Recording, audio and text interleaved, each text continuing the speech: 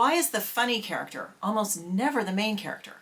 This is such a great question because it really is true. The funny character usually is the side character. But why is that? And can the main character ever be funny? When? I'm Holly Schindler, an award-winning author as well as freelance editor, writing coach, and writing instructor. In this video, I'm going to talk a little bit about the history of the funny side character, why they work, and I am going to talk about when it is absolutely essential for your main character to be funny. All right, the history of that funny side character. Now this goes all the way back to Shakespeare. Falstaff was in 3 of Shakespeare's plays, but never as the lead. And he is, in fact, considered one of the best comedic characters ever written. He's shameless, he's always up to something, he's constantly getting caught in lies, but there's something so sort of charming about him that you wind up forgiving him anyway.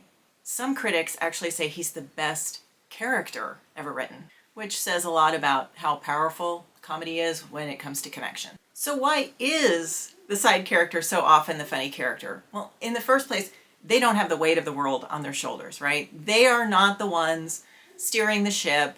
They do not have to actually, emerge triumphant here. They're not the ones out to achieve the macro goal of the book. That gives them more freedom. The freedom to tell the truth.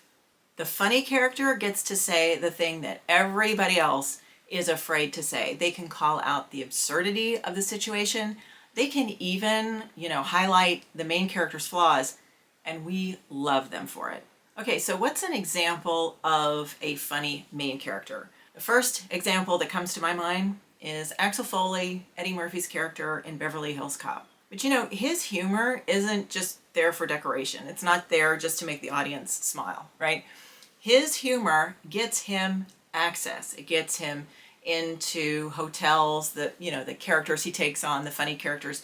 It gets him access to hotels. He gets access to people he needs to interview. He gets inside a warehouse at one point. Even the banana in the tailpipe scene is an example of Axel using humor in order to solve a problem, right? It's a funny way to get those 2 Beverly Hills cops off his tail.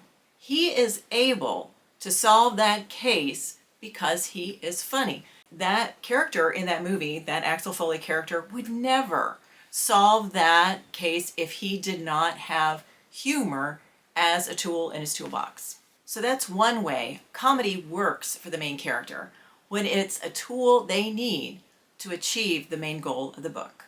Another way comedy works is through voice.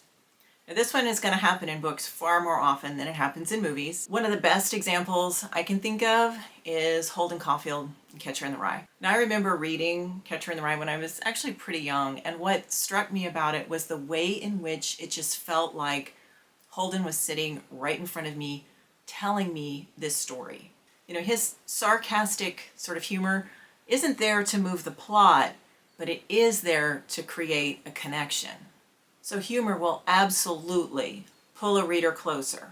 It'll make your main character's voice feel real, intimate, and personal. So yeah, the side character is usually the funny character, but your main character can absolutely be funny too. And a great way to make sure that your main character's humor has a larger purpose is to make sure either that it is a tool that will help them achieve the macro goal of the book, or it is a quality that is going to help create the kind of voice that really binds that character to the reader and will keep your reader glued to the book from the first page to the last sentence.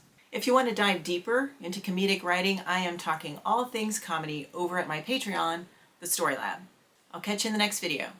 In the meantime, go write something.